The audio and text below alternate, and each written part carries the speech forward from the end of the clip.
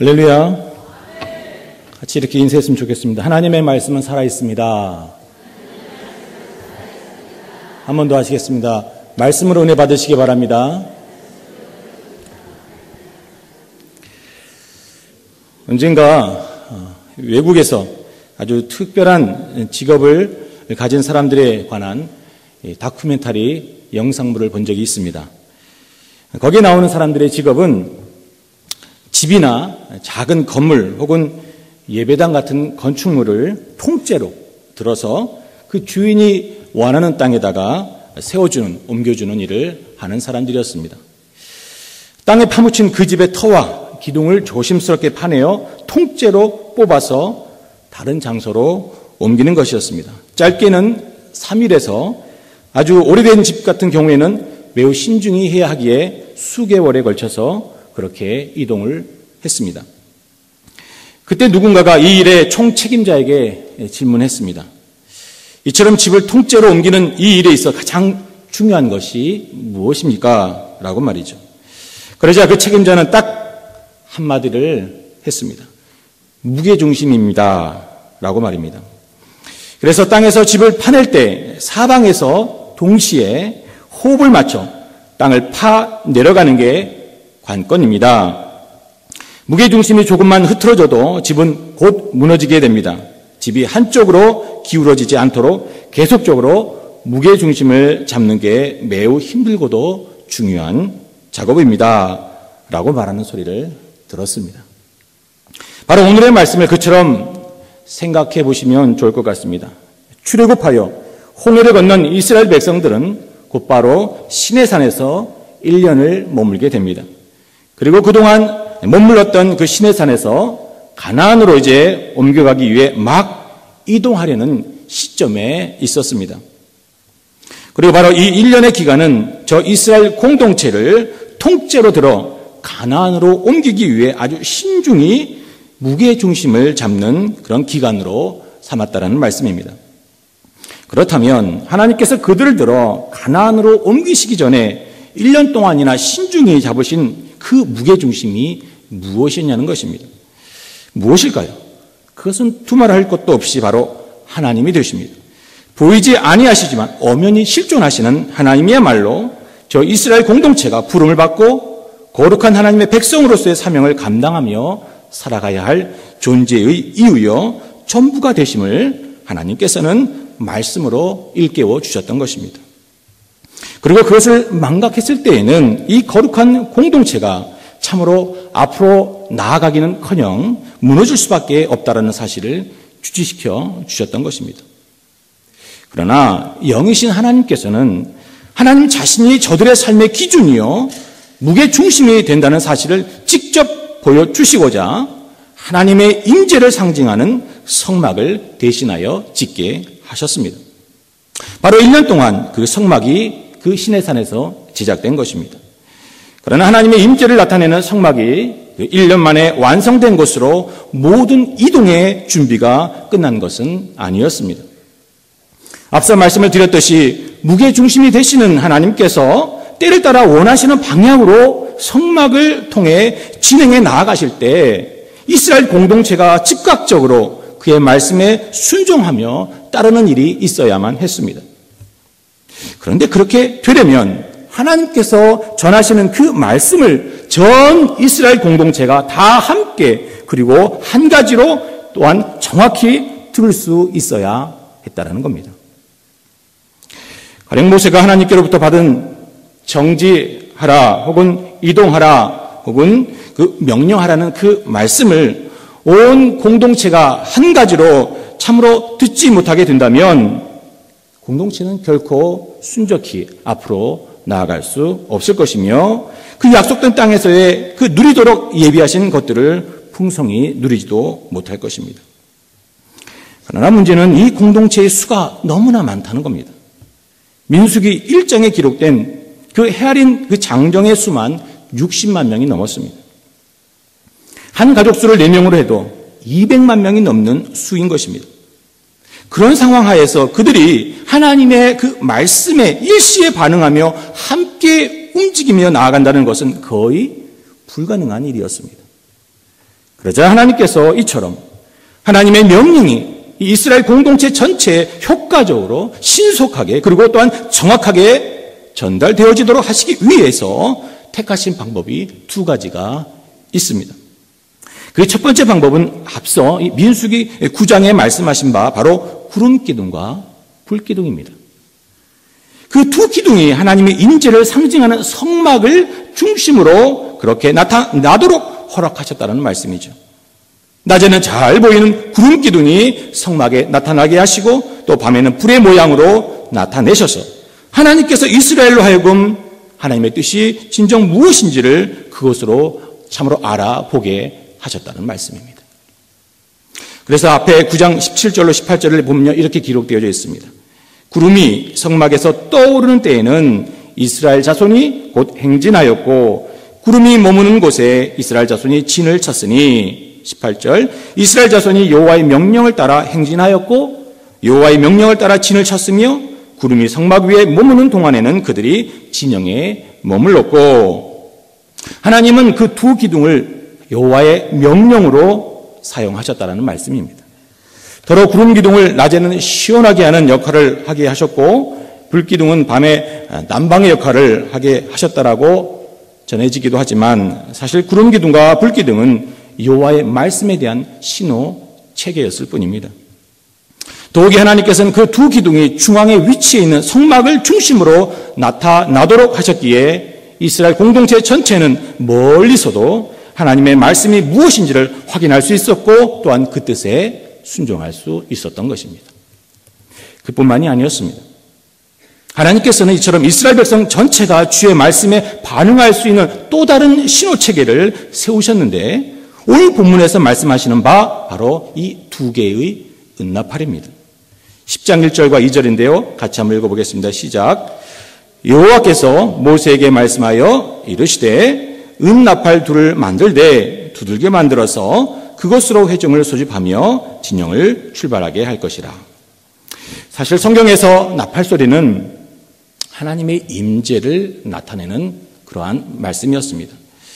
출애굽기 19장 16절에 보면요.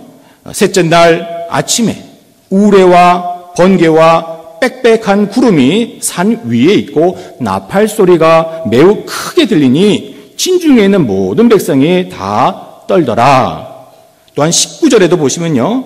출애굽기 19장 19절인데요. 나팔 소리가 점점 커질 때에 모세가 말한 즉 하나님이 음성으로 대답하시더라 라고도 기록된 것을 볼 수가 있습니다. 여기서 우레나 또 번개 또 빽빽한 구름이란 하나님의 그 임재를 보여주는 현상인 것을 알 수 있는데요. 그런데 그와 함께 큰 나팔 소리도 함께 들렸다라는 겁니다. 또한 나팔 소리가 점점 커질 때 모세가 말한즉 하나님께서 음성으로 대답하시더라 라고 하는 말씀을 통해서도 나팔 소리는 하나님의 음성을 나타내는 것이었음을 알 수가 있습니다. 그런데 지금까지 출애굽기에 나오는 나팔 소리는 이스라엘 백성이 직접 나팔을 분 것이 아니라 하나님께서 임재하실 때 들려온 소리였습니다. 그러나 이제 이스라엘에게 이 나팔을 풀라 말씀하고 있다는 거죠.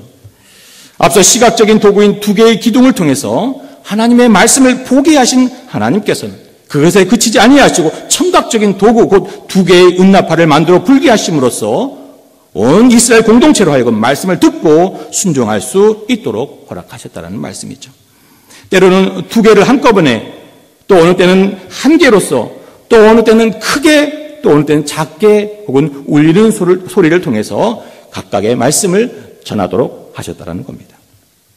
사랑하는 성도 여러분, 왜 하나님께서 이처럼 이중, 삼중으로 하나님의 뜻을 온 이스라엘로 하여금 알게 하신 것일까요?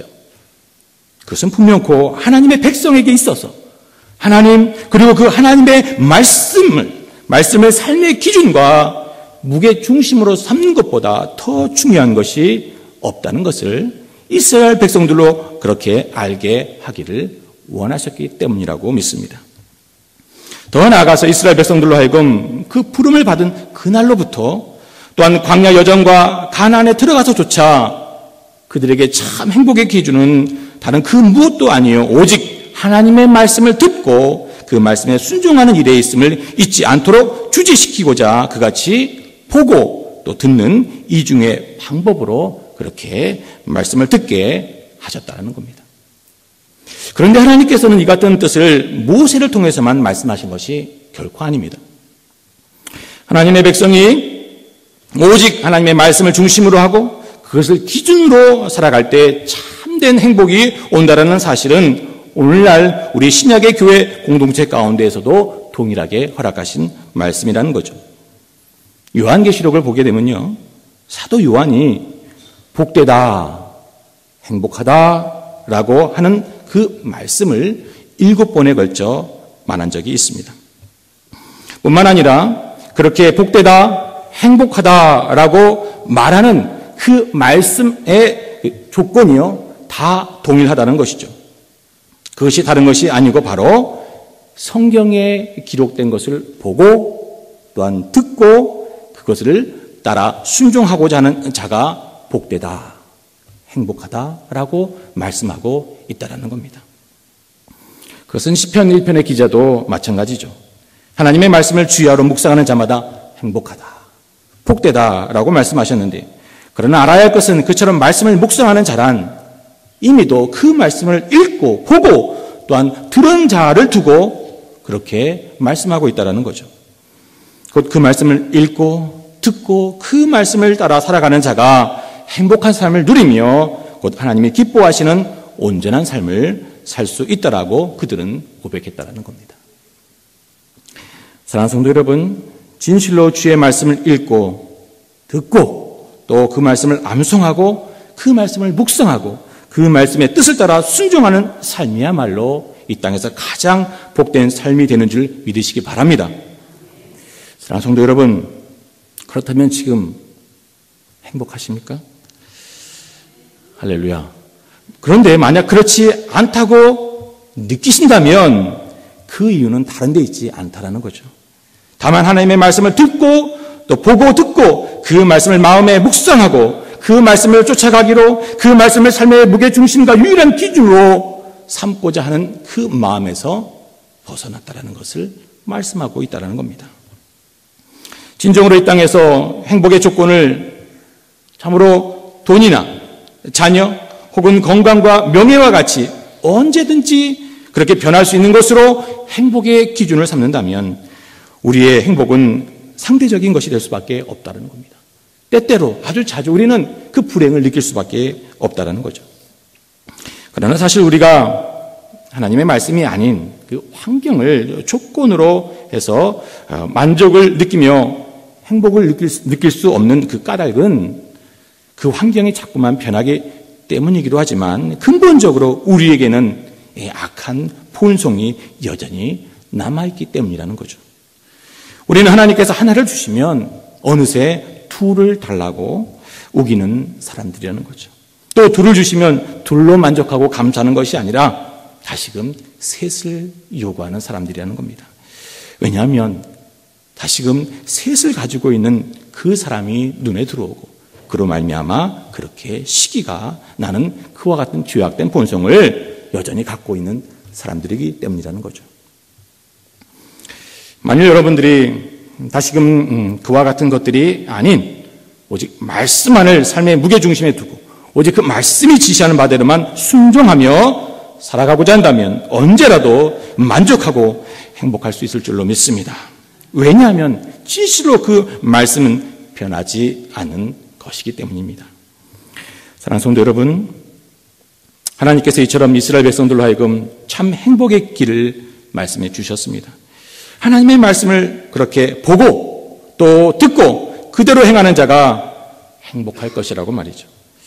그러니 나는 왜 행복하지 못하는가? 나는 왜 불행한가라고 한탄만 할 것이 아니라 지금도 이처럼 들려오는 하나님의 말씀을 붙잡으시기 바랍니다. 이것이 진정 그러한가 묵상하시고 행하고자 하는 그 길 위에 서 계심으로써 그 말씀, 그 진리가 주시는 참 자유와 평안과 기쁨, 곧 하늘의 행복을 누리게 되시기를 주님의 이름으로 축원을 드립니다. 앞서 구름 기둥과 불 기둥, 이 두 기둥은 오직 하나님의 뜻을 보여주는 계시의 수단이라 했습니다. 또한 이 두 나팔 역시 하나님께서 이스라엘을 향하여 듣게 하시는 말씀이요 명령이라 했습니다. 그러나 이 두 개의 나팔이 두 기둥과 다른 기능이 있다는 사실을 놓치지 말아야 합니다.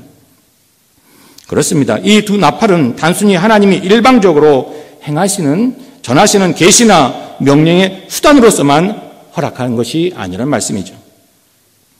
하나님께서는 나팔을 통해 공동체가 앞으로 나아가야 할지 혹은 멈춰야 할지 또는 머물러야 할 것인가에 대한 그 하나님의 음성을 듣게 하시는 수단으로 불게 하셨을 뿐만 아니라 그처럼 연약하기에 그렇게 그지없이 참으로 악할 수밖에 없기에 자신들의 그와 같은 존재를 알아서 다만 하나님의 도우심을 믿고 바라며 나오고자 할 때라도 이 나팔을 불라고 말씀하셨다는 겁니다. 그러니까 이 두 나팔은 하나님과 이스라엘 백성 간의 상호 소통의 수단이었던 것입니다. 우리 다 같이 한번 9절과 10절을 한번 읽어보도록 하겠습니다. 시작. 또 너희 땅에서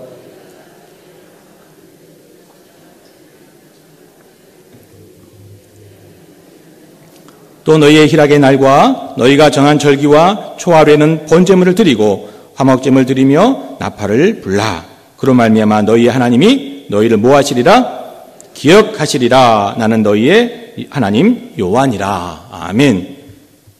그렇습니다. 이 나팔의 기능은 앞서 2절을 통해 살펴보았듯이 소집과 또 진행의 기능만 있는 것이 아니라는 말씀입니다. 9절을 보면 대적을 치러 나갈 때에도 불게 되어 있었고, 그리고 10절에 보면 희락의 날 정한 절기에 그것도 번제물과 화목제물 그 위에서 풀도록 말씀하셨다는 것인데요. 우리가 눈여겨보아야 할 것은 바로 그때에 하나님께서 반복하셔서 하시는 말씀이 있다는 겁니다. 무엇입니까? 너희를 기억하겠다라고 하신 약속의 말씀입니다. 앞서 저희는 나팔을 불게 하신 첫 번째 의미가 바로 이스라엘 공동체로 하여금 하나님께서 말씀을 중심으로 모이고 말씀을 기준으로 살아갈 것을 그렇게 함으로써 저들로 참된 행복의 삶을 살아가도록 의도하셨다는 사실을 살펴보았습니다. 또한 우리의 본성이 약하기에 영원히 변하지 않는 말씀이 아닌 다른 것을 기준으로 살아가게 될 때 결코 참된 행복을 누리지 못할 것이기 때문이라는 말씀도 드렸는데요. 바로 이 9절과 10절에서 하시는 말씀은 이 사실과 연관이 있다는 겁니다. 다시 말씀을 드려서 하나님께서는 우리의 연약함과 그 악함을 기억하여 하나님의 도우심을 바라고 나올 때라도 그 나팔을 불게 하셨다는 겁니다. 그러니까 이 나팔은 하나님의 말씀을 전하는 수단이 될 뿐만 아니라 동시에 이스라엘 공동체 속에 속한 자들이 어찌할 수 없는 자신들에 대한 그 연약함을 깨닫고 그렇게 하나님의 도우심을 바라며 나오는 믿음의 고백의 수단으로서도 사용하게 하셨다는 겁니다. 물론 본문에서는 그러한 이스라엘 백성들이 가진 약함 혹은 악함에 대한 그러한 표현이 등장하지를 않습니다. 단지 대적에게 압박을 당할 때와 희생의 제물을 드릴 때 그렇게 불며 나오라고만 표현하셨습니다. 그러나 과연 거룩한 자로 부름을 받은 하나님의 백성에게 있어서 그들을 압박하는 진정한 대적이 누구일까요? 무엇이겠습니까?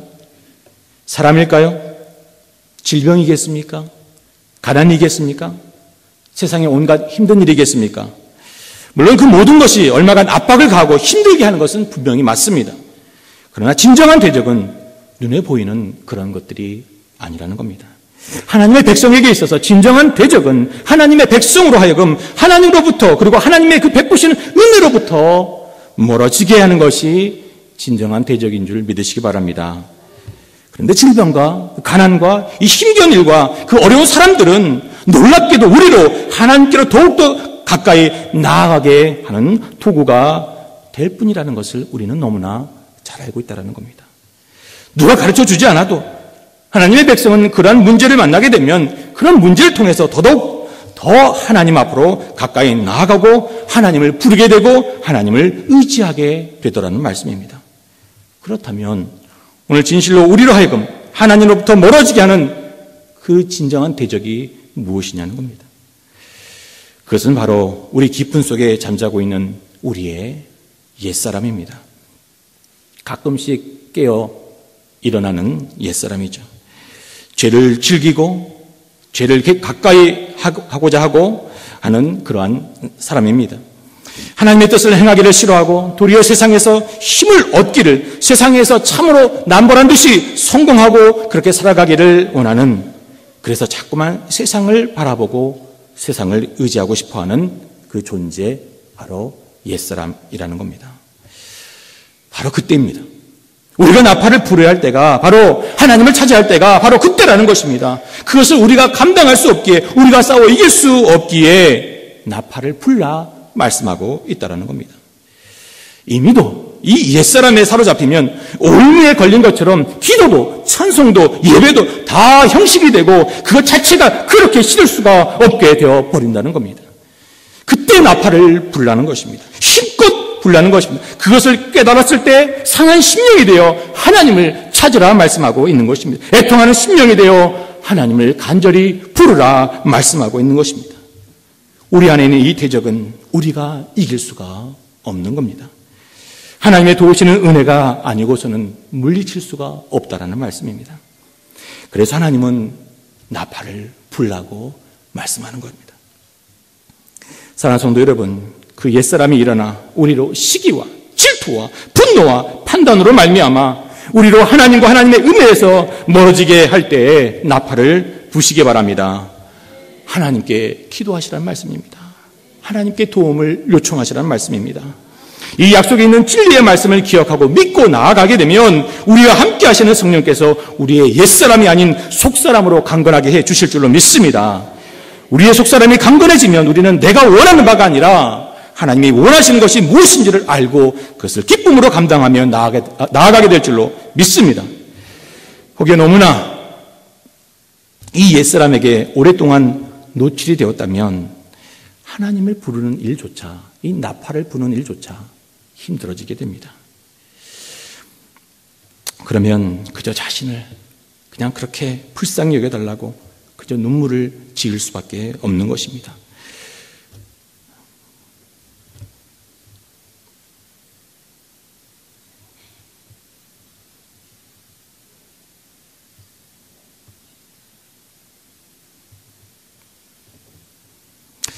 그저 긍휼을 베풀어 달라고 자신의 딸을 위해서 개보다 못한, 강아지보다 못한 여인이 되어도 좋다고 그렇게 다만 고백하며 나왔던 스로보니게 여인의 심정이라도 그렇게 갖게 해달라고 그렇게 구할 수밖에 없다라는 거죠. 그리하면 상한 갈대도 꺾지 아니하시고 꺼져가는 심지도 끄지 아니하신다 하신 자비하신 그 하나님께서 외면하지 아니하시고 그 약속대로 저를 기억하시고 도와주실 줄로 믿습니다. 그러니 그 하나님만을 바라보시기 바랍니다. 그 하나님만을 의지하시기 바랍니다.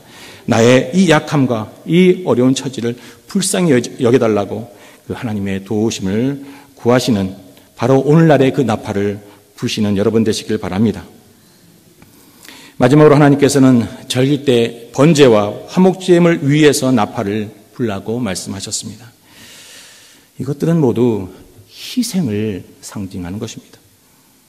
제물 위에서 나팔을 불라는 것은 바로 자신들에게 이 희생을 통하여 하나님을 만날 수 있도록 허락하신 그 희생의 하나님을 찾으라는 뜻입니다. 하나님께서는 이스라엘 백성들을 그저 아무 조건 없이 불러서 저 약속의 땅으로 그렇게 그냥 옮겨가시는 것이 아닙니다. 하나님이 저희의 하나님이 되시고 또한 저희가 하나님의 그 백성이 되고자 하신 그 목적이 있기 때문이라는 거죠. 그것은 곧 하나님이 자기 백성과 하나가 되어짐으로써 열방의 온 세상에 그 하나님의 하나님 되심, 곧 그 아들을 희생하시면서까지 죄인을 구원하시는 그 용서의 하나님을 증거하도록, 그래서 저들로 다 하나님 안에서 용서받고 구원의 영광을 맛보게 하시려는 목적으로 이들을 부르고 계신다는 겁니다. 그러하기에 오늘날 우리가 다시금 나팔을 불어야 할 때에는 바로 그 하나님의 뜻을 알고 진정으로 어찌하든지 작은 예수가 되어 그와 같은 겸손과 온유의 마음으로 세상을 섬기며 살아가고 싶을 때 나팔을 불라 말씀하고 있는 것입니다. 그때 하나님을 찾으라 말씀하고 있는 것입니다. 그냥 좀 더 재산을 불리고 더더욱 명예를 얻고자 하는 마음에서가 아니라 언제 어느 때이든지 하나님의 그 말로 다할 수 없는 은혜와 사랑을 덧입은 자인 것을 나타내고자 그렇게 살아가고자 할 때에 하나님 앞에 도움을 청하라 이렇게 말씀하고 있는 것입니다. 정말 내가 100가지를 잘해주고도 결코 반응이 없는 사람들을 향하여 더더욱 인내하고 더더욱 관용함으로써 끝내 살아계신 하나님, 그 자비하신 그 하나님을 나타내는 그런 통로로 살아내고자 할 때에 그 순간에 나팔을 불라고 하나님을 찾으라고 말씀하고 있는 것입니다. 바로 그때 하나님은 기억하시겠고 반드시 만나주시고 저를 도와주시겠다고 이처럼 약속하고 계십니다. 진정 우리는 하나님의 용서와 그 희생의 제물로 하나님의 자녀가 된 사람들입니다. 그러기에 오늘 우리가 평생 해야 할 일이 용서와 사랑뿐임을 기억하시기 바랍니다. 그와 같이 살아야 하고 그와 같이 살고자 할 때 나팔을 불라고 하나님께서는 분명하게 말씀하고 계십니다. 우리가 할 수 없는 일이기 때문에 그렇습니다.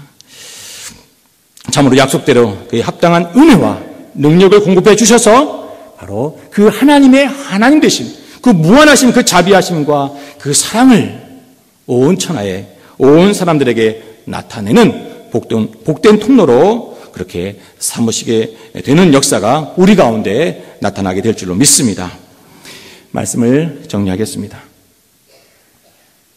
이 거룩한 공동체, 이스라엘 백성이 새로운 땅 가나안으로 옮겨가고 그래서 그곳에서 하나님과 더불어 세상이 줄 수 없는 참 행복을 누리며 천국을 경험하도록 하시고자 하나님은 바로 하나님 자신을 그들 가운데 무게중심이 되는 작업을 하고 계십니다. 그래서 하나님은 성막을 통해 그 무게중심의 역할을 하게 하셨습니다. 그러나 그것으로서 공동체가 앞으로 나아가는 것이 아니라 말씀드렸습니다. 그에 맞추어 이스라엘 백성 편에서도 마땅히 호흡하고 반응하는 일이 있어야 한다는 말씀도 드렸습니다. 다시 말해서 성막을 중심으로 나타나는 그 구름 기둥과 또한 그 불 기둥을 통해 보여주시고 또한 두 나팔을 통해서 들려주시는 그 하나님의 말씀에 하나님의 뜻에 온전한 순종으로 나오게 될 때 그와 같이 이루어지게 되는 줄 말씀하고 있는 것입니다. 바로 그것이 두 나팔이 갖는 첫 번째 기능이었던 것입니다. 하나님의 백성으로 하여금 저들의 마음과 삶의 중심에 오직 말씀만을 두고 그 말씀을 기준으로 살아가게 하심으로써 진정한 행복의 길을 걷게 하시려는 목적으로 나팔을 불게 하셨다라고 말씀을 드렸습니다.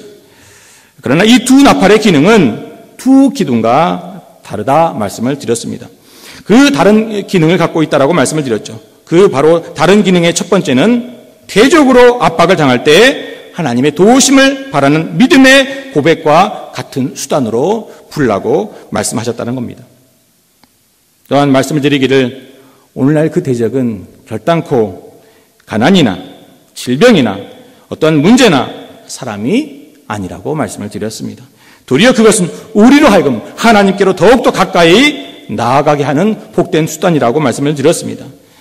진정 우리로 하여금 하나님과 하나님의 은혜로부터 멀어지게 하는 대적은 바로 우리 안에 있는 괴물과 같은 그 옛사람입니다. 나를 사로잡으면 시기와 질투와 분노와 다툼을 일으키게 하며 하나님을 찾지도 않으며 하나님의 뜻은 알고도 행하지 않게 만드는 그 옛사람이라 말씀을 드렸습니다. 또한 그 대적은 내가 이길 수 없다라고도 말씀을 드렸습니다. 그러하기에 자비에 풍성하시고 부를 때 구원하시겠노라 약속하신 하나님을 구해야 한다고 말씀드렸습니다. 부를 힘조차 없다면 다만 상한 심령과 애통하는 마음으로 신음하라 말씀했습니다. 그것이 바로 나팔을 부는 것이라고도 말씀드렸습니다.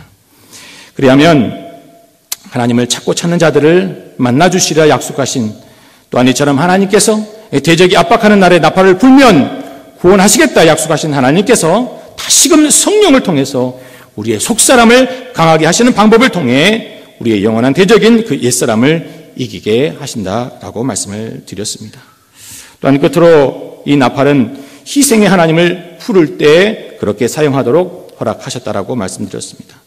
마땅히 하나님의 은혜와 사랑을 입은 자로서 바로 주님의 그 모습으로 이 땅을 어찌하든지 한 분이라도 더 살아내고자 하는 심령이 올라올 때 그처럼 나팔을 불라 했습니다. 하나님을 부르라 했습니다.